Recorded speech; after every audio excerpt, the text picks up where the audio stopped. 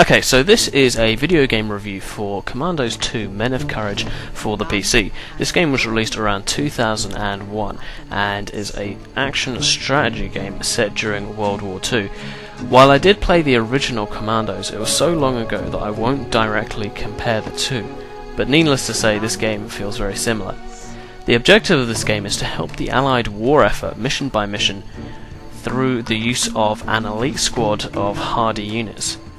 At the head of this team is Jack Butcher O'Hara, like surely one of the only Irish main characters I've ever seen in a computer game, and like one of the coolest really. I mean, he's the muscle of this team and is good at sneaking up behind Nazi watchguards and shanking them in the back, and also for moving bodies and heavy objects.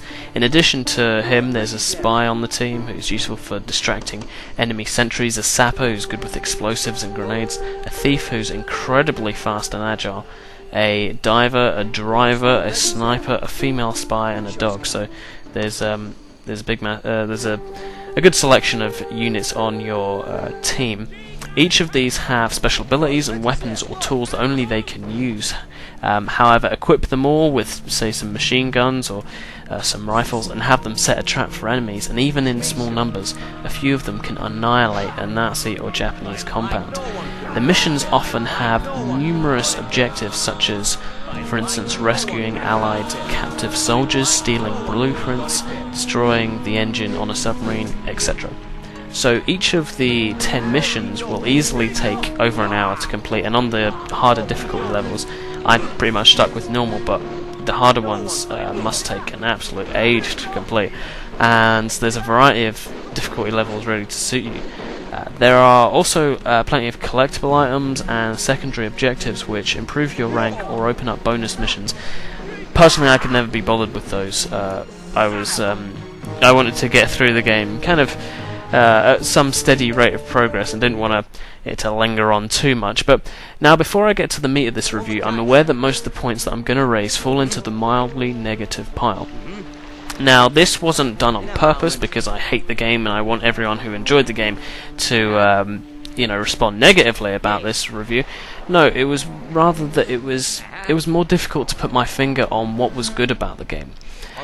I'm gonna basically say that it was its simplicity, its addictiveness, and its relaxing nature. It's kind of like a narcotic, I just play it in the evening for an hour or two. It's very relaxing. That's why this game gets an above average score. But it's easier to point at some of the negative aspects, and so that's unfortunately what I'm going to do. But don't confuse this in any means by me thinking that this is a terrible game. It's not. It's just not a great game, and it's a game that is alright, but it has some flaws. So that said, I'll get onto them. Now, there is a nice variety of locations in this game. You'll see action in the Antarctic, the Far East, and Paris, but the essence of the game is pretty much the same, and it does have a repetitive nature of how you attain your goals. For instance, in each mission I'm pretty much bound to use my spy to distract a patrolling enemy sentry while sneaking up on another nearby unit and stabbing them in the back and removing their body, then repeating that process the other 30 or 40 times for the other guards. Another problem with this formula is that because you'll click on your units and give them many orders, and there's only a few units and you'll use them many times during the mission, you'll hear the same responses ad nauseum, particularly the thief's one of "I never throw in the towel" and "good idea, I suppose."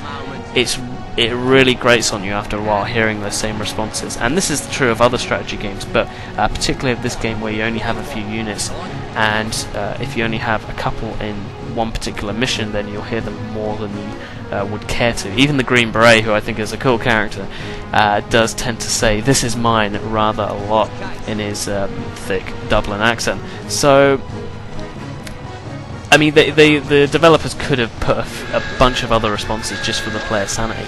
A further problem is that for the first few missions, if you're new into this game, there's virtually no proper tutorial, and you'll have to refer to the manual and in-game help an awful lot to remind you of the shortkeys, of which there are many. Sticking with it will become easier, but for the first few missions you could have been brought by the hand a little bit more. Another issue that I had, but may not be such an issue for other people, was that I couldn't zoom in properly. I did have it on the maximum resolution, but for some reason when I pressed the plus button, and I do play this on a laptop, so maybe that is the issue, but I couldn't really get in close. I do raise this though because if it was an issue for other people, then it means that it's harder to see certain objects or see important details, but I will probably assume that was to do with my laptop and not the actual game. In addition, later missions such as the German castle mission in Colditz provide new challenges in the form of broad trees and overhanging buildings, which make basic pathfinding with your units very difficult.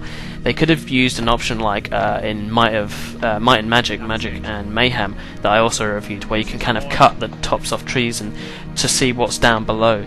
That would have been a nice option, but it isn't in this game. The quick save option as well, as far as I could tell, it was not assigned to any button, and I looked through the manual a number of times for this one because you use the quick save so often that it would have been nice just to press one of the F buttons and that be that, but I had to keep on pressing escape and going into the menu, and that was quite repetitive and annoying as well. There were times also that I couldn't really find out what to do in a mission. I'd basically annihilated a German or Japanese compound, and then I was like, well, what do I do for the objectives? Now, most of them are pretty simple, but there are ones where you're looking for a very small object, or you're trying to find a certain person, and it's not always crystal clear, and you've only got maybe a very short sentence of what it is in the objectives. They could have done with some hints, some more pictures, just something to make it a little bit better, because you don't really, by the end of the mission, want to be spending minutes experimenting till you get the correct result, which is something that I did. It's something that when you go through the game you get better at working out what they want you to do, but in the early stages, when you're not used to the game so much, it can be a little bit annoying, and kind of you're wondering why you're being asked to sort of jump through hoops and things. Now, the graphics are all right. I mean, this is 2001, and the 3D units are so-so. The towns and the buildings actually sometimes look quite nice to look at. They've got quite a nice art style to them. But, the 3D units and stuff are nothing special to write home about.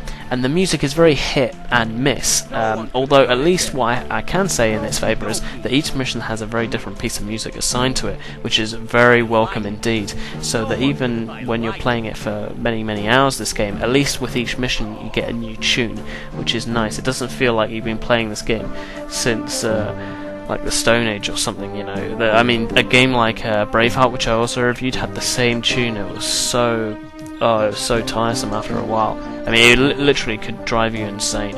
At least this isn't the case with this game. However, the voice acting and the cutscenes aren't pretty, and they aren't particularly done well. I mean, they do the job just about, but they're not great. Now, I noticed that, as I said, I've been talking about the negatives quite a lot, and just in the conclusion I want to point out that this is certainly not a bad game. It just isn't an amazing one. If you want a game set in the World War II with a bit of a learning curve that will occupy you for some weeks and can be quite addictive, then this is an easy recommend.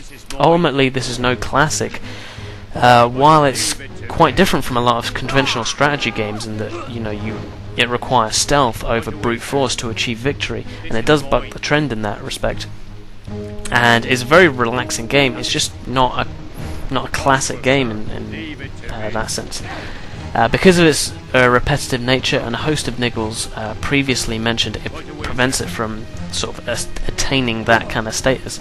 For me, it does feel the need every now and then, however, to have something relaxing, not too taxing and quite addictive that I can enjoy in the evenings for an hour or two. But it doesn't provide the same level of enjoyment that first-person shooters or other strategy games do. So in the end, I'm going to give this game a fair score of 6.4 out of 10. And that's me.